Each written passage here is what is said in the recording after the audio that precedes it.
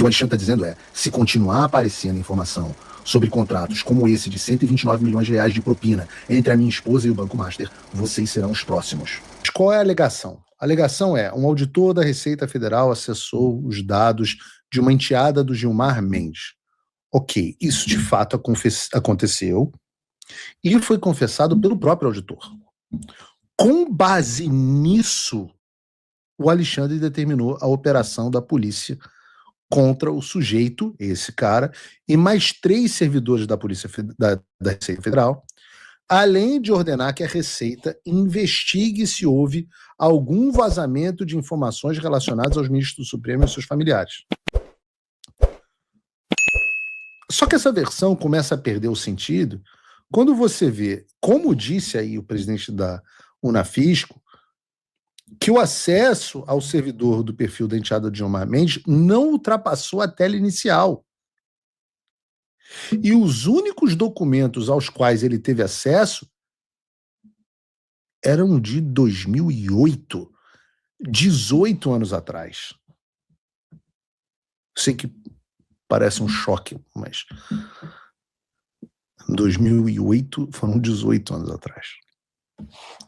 Isso significa que o auditor, que é o centro, que é a origem dessa confusão, não teve acesso aos dados mais recentes da enteada do Gilmar.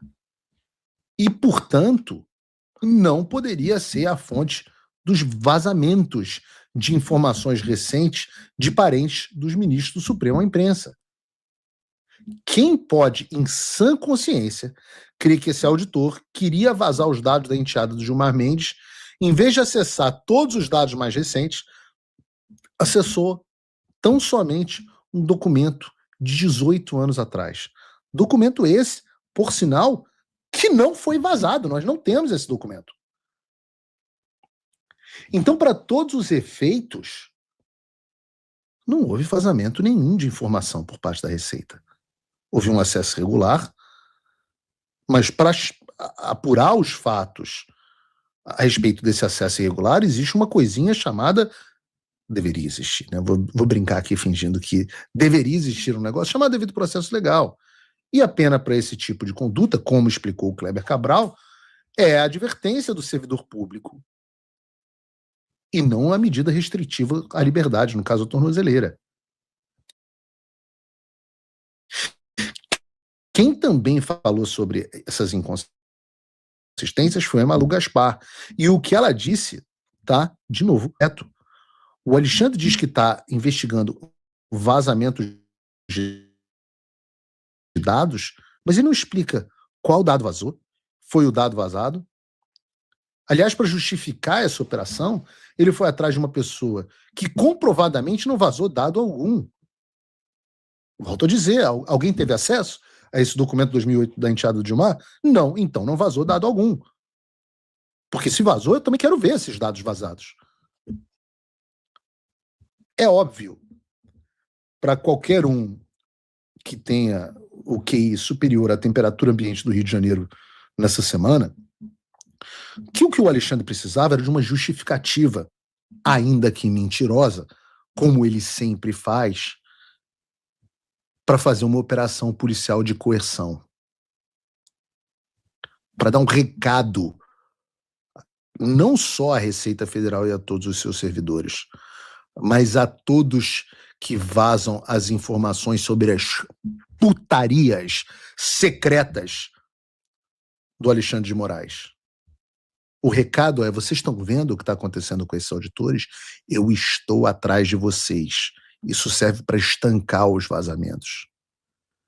O que o Alexandre está dizendo é, se continuar aparecendo informação sobre contratos como esse de 129 milhões de reais de propina entre a minha esposa e o Banco Master, vocês serão os próximos. Por isso é que o presidente da Unafisco disse que é mais seguro investigar o PCC do que as altas autoridades do Brasil, e ele tem razão. E aí nós temos, mais uma vez, não adianta reclamar, nós temos mais uma vez um caso em que o Alexandre é o investigador, o juiz e a vítima. E tudo isso, para minha alegria está onde? Num dos inquéritos em que eu habito no Supremo Tribunal Federal, o inquérito das fake news, onde o Alexandre, há muito tempo, faz o que quer e bem entende, de forma ainda por cima sigilosa e sem direito de recurso de ninguém. E eu digo o seguinte: pimenta no rabo dos outros é refresco. Agora tá todo mundo reclamando isso, né? Na Globo News estão falando que é um absurdo. No Globo é um absurdo. Tem um vídeo aqui no Ponto da CNN onde os caras descobrem que o Alexandre está cagando e andando pro devido processo legal. Eu quero passar aqui porque os jornalistas parecem crianças descobrindo um mundo novo. Ontem eu mandei uma mensagem para alguns dos jornalistas da Globo News que eu passei aqui, falando assim: gente, vocês estão percebendo? Vocês sabem o meu caso, vocês me conhecem. Vocês estão fingindo que vocês não sabem que já tem jornalista sendo perseguido há 3 anos no Brasil? Não, realmente, seu caso é um absurdo. A gente diz que é um absurdo, inclusive no ar. Eu falo, mais ou menos. Mas olha esse tipo de postura. Eu não sei o que dizer. Veja esse tipo de postura na CNN.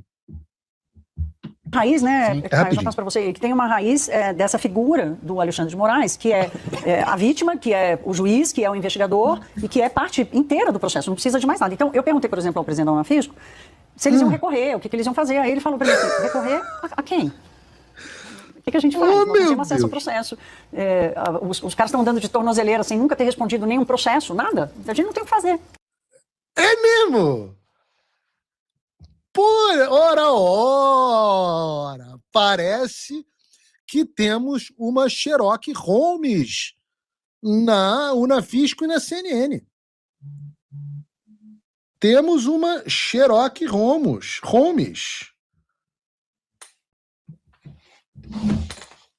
Uma coisa de maluco. Uma pessoa chegar em 2026 e fazer um comentário desse. Ora, sim, temos um juiz que é vítima, investigador e juiz. Desde 2018, 19, desde fevereiro de 2019. Aí vem o Estadão e publica uma reportagem dizendo: Moraes cria teoria da conspiração para desviar o foco de que o STF tem explicações a dar sobre o Master. O que eu acho engraçado é que vocês não falaram nada quando o Alexandre de Moraes também criou outra teoria da conspiração, a do tal do gabinete do ódio, das fake news.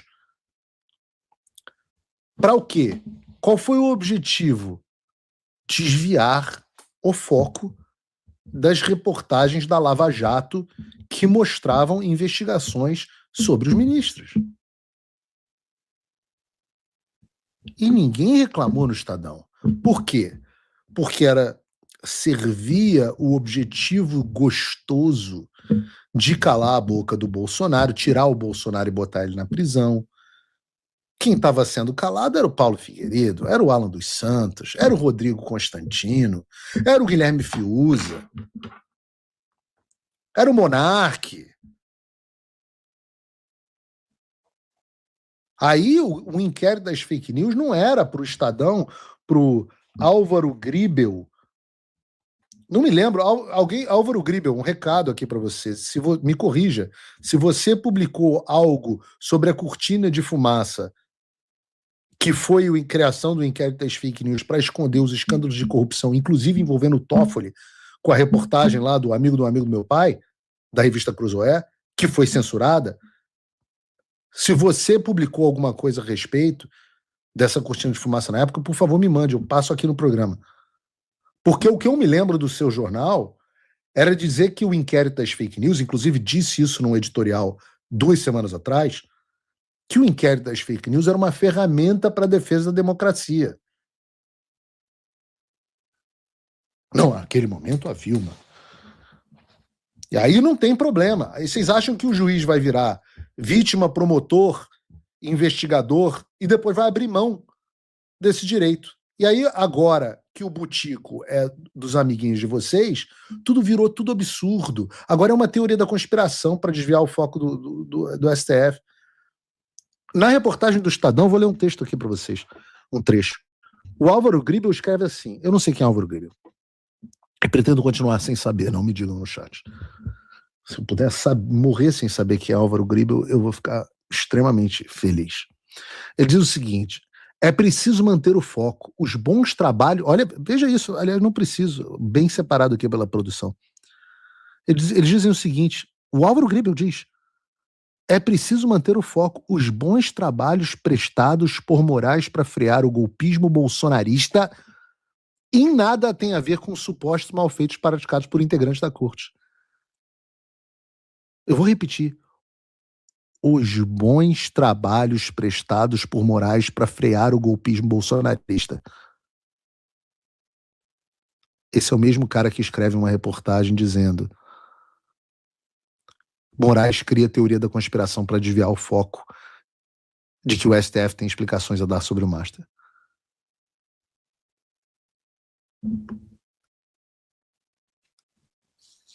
Vocês procurem no Google o que significa dissonância cognitiva.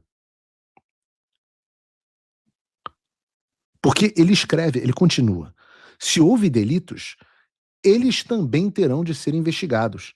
E com a ajuda do trabalho destemido da imprensa, que tem o seu sigilo da fonte resguardado pelo artigo 5º da Constituição, o mesmo que determina que todos são iguais perante a lei, inclusive os nossos outros magistrados da Suprema Corte.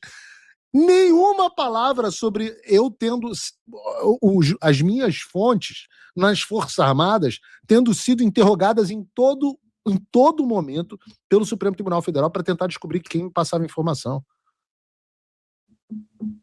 Por quê? Porque enquanto não chegava neles, no establishment, no sistema, valia tudo. Podia ter inquérito, podia mandar prender sem processo, podia colocar tornozeleira eletrônica. Mas agora que chegou neles, a história é outra.